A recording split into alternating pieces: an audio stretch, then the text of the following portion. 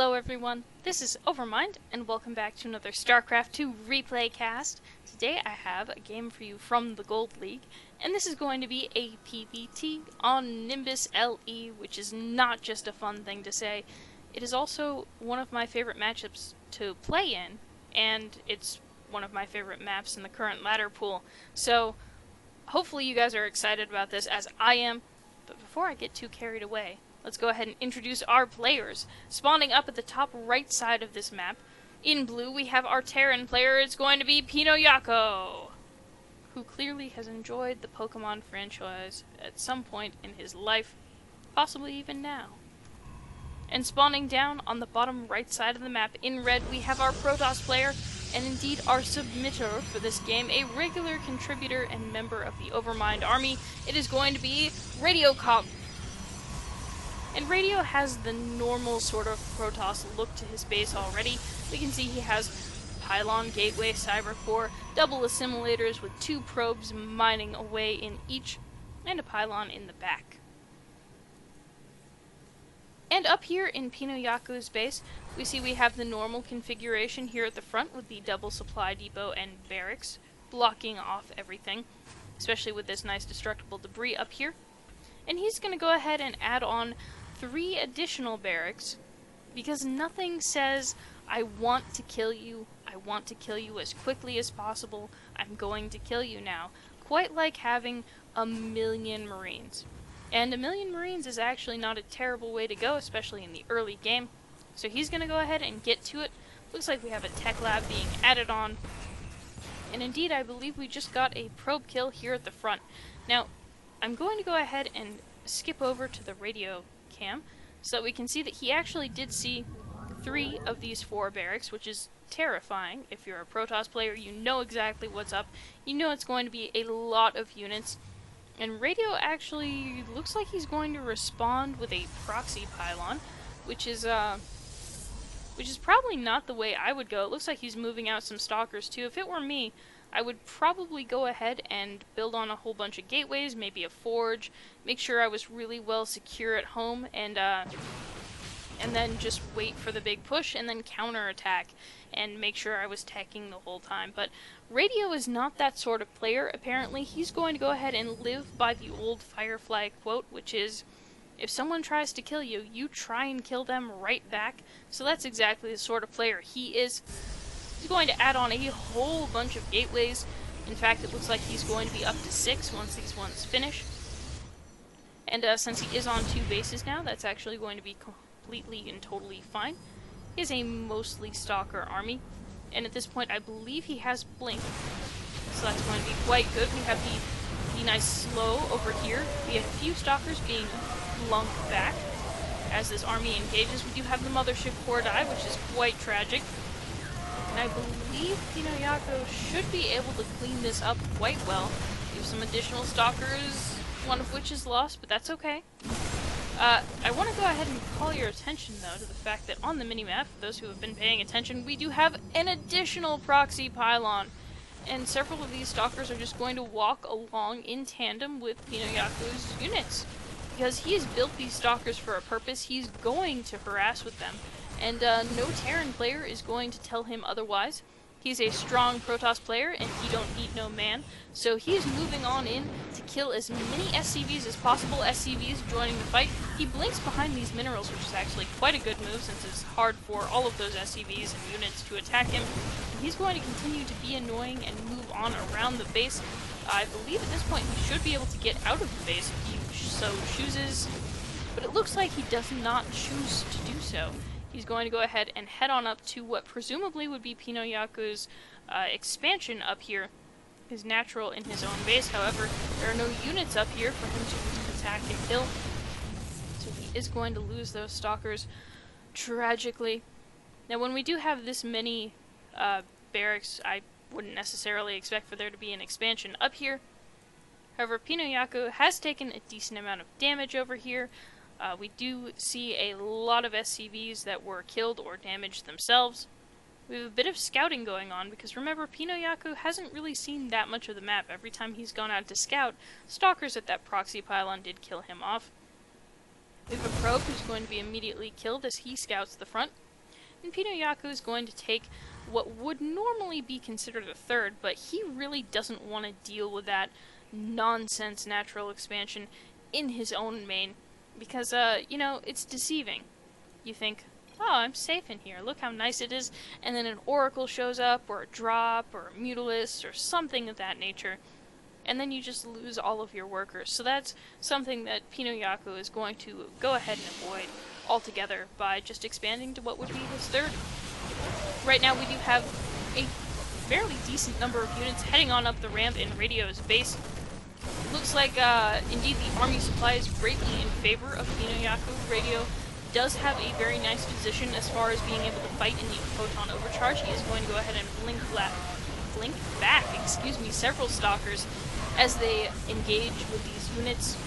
I believe pinoyako looks like he is going to be able to clean this up. There is a very scary sort of little artosis pylon in the middle of all of these gateways over here. But fortunately we don't see pinoyako attacking that. He's going to go ahead and attack some of the units over here as well as some of the buildings. Looks like he's done a bit of damage to the Nexus. He doesn't really have a lot of remaining units up here, however he does have additional units coming across the map. Fortunately, our mothership core here is actually able to fight these marauders unchallenged, since all marauders don't have the will to lift their weapons skyward. I believe our mothership core is actually attacking our assimilator at this point, but that's actually totally okay. We're just going to go ahead and leave. We have an immortal escaping death because he is immortal, and he ran away from all of those. Oh, no, he died. Alright, so that's not a literal name. That's actually totally fine. We do have these units continuing to fight back and forth, an additional warp in. They do back up a bit. And the mothership core chooses to stop attacking its own assimilator to come up here up front. And I believe this is a hold. We have held. Radio has held. His assimilator has only taken shield damage. Everything is okay. We're going to go ahead and start getting our level 1 armor upgrade for our units over here at the radio base. Out here we have some pinoyako units trying to decide what to do. There aren't too many of them. I think radio would be able to hold this if they came on up, but it would be kind of scary if they went ahead and did so. Through the zealot scouting, and he does indeed scout the units. Looks like Pino is going to go ahead and pull back. We do have the natural, I guess I'll call it the second base for Pino. Not really as well saturated as we'd like. I haven't seen him building a whole lot of SCVs, and I want to go ahead and note that mules are pretty good. Mules are pretty great, but you need workers. Definitely want to have those. Now, unfortunately, at the moment, he does not really have too many. Looks like we are going to go ahead and see siege tanks, and in addition to that, we are going to have medevacs, and that's actually great, because pinoyako's build is very, very much the triple M build.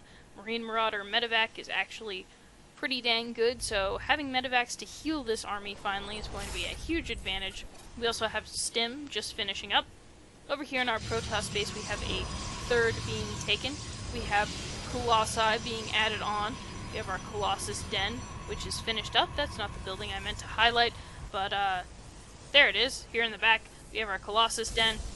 Looks like we have an attack, which is imminent, coming on in to Radio's base. pinoyako moving in. Siege tank needs to siege up, wants to do that damage. We have our mothership core putting down that nice time slow. Colossus in the back really, really raking in the kills. Here we have 10 kills. Here we have 9 kills. Gonna go ahead and take a few steps back. Gets a few free shots off as these units move back into the range of their tanks. The tank, however, is killed off, and I believe this is pretty well cleaned up. Oh, Link Stalkers get an extra kill on that medevac, proving that they are once again awesome and totally great to have against Terran who have medevacs, because there's nothing better than getting a loaded up medevac to die when you need it to. It's the best feeling in the world. That medevac, however, was empty. I do want to go ahead and note that pinoyako has finally taken his natural as his third. He does have one lone SCV mining from here. has not upgraded this to an orbital just yet. Both players hovering their minerals, well actually Radio just spent a whole bunch on a warp-in, but both players having a couple hundred minerals in the bank, keeping their money fairly low. Nice observer here by Radio, going to let him see things coming out across the map at him so that he can avoid being out of position or killed off in any terrible way. Additional gateways being added on by Radio, and he can afford them now since he has this base pretty well saturated. Probably wants to put some guys in gas at some point because he will begin to run low if he continues to produce high gas units. It looks like he is going to go ahead and get Templar archives, so I do expect him to produce high Templar and perhaps additional Colossus at some point. Looks like he's actually going to go ahead and take a fourth, which is good and not really surprising given that this base starting to get mined out, this base very close to mined out, and this base lots of minerals here, lots of stuff to mine, but pretty well saturated. Here we have Radio's army running around a little bit, checking things out here at this spot. Looks like we have the proxy pylon going down. We have this observer checking things out over here, looking around, seeing what his opponent has. At the moment, that is several siege tanks, several Vikings, which are quite good versus those Colossi that we had doing all that damage earlier. You have our Protoss ground weapons level 3 coming on up for our Protoss player, as well as an additional Colossus. We have more siege tanks coming up for our Terran player, which are going to be quite good if they can do something like sit in the back and do damage to Radio's army while a fight occurs. Several zealots coming on in, or rather 4 zealots. I don't know how many is several or how many isn't. You have siege tanks, I believe, getting a kill on some of their own SCVs as they went ahead and defended from those zealots. That's going to be totally and completely fine. You have a couple high Templar here. Pinoyako knows what's going on because he just sent a Marine and saw this army. And these players, for the moment, are just sort of standing and waiting. Radio waiting to go ahead and warp in a few more units. And Pinoyako looks like he's setting up his siege line. And here we go. Pinoyako looks like he's going to make the first move. Maybe... Nope. Alright, storms on the Bio army, all over it in fact. And we have pretty much the whole of the Bio army being disintegrated by those storms and by the Colossi in the back. Looks like we might have one Colossus fall. Yep, there it goes. However, that was pretty much all of Pinoyako's army, and he leaves the game. So there we have it, a look into the life of Gold League players, a very victorious Protoss player, and a Terran player who did quite well in the beginning of the game, however did let his macro slip, didn't build nearly as many SCVs as he needed, or expand as aggressively as he could have, and eventually lost in the late game. So thank you so much for watching. Radio, thank you so much for submitting, and hopefully you all enjoyed that. If you did, go ahead and subscribe or follow me on Twitter for updates and more content. If you would like to see a game that you've played that you enjoyed cast on my channel, go ahead and send it to me at NoobCrafted@gmail.com, and maybe it'll wind up on here. So thanks so much for watching, guys, and I'll see you on the ladder.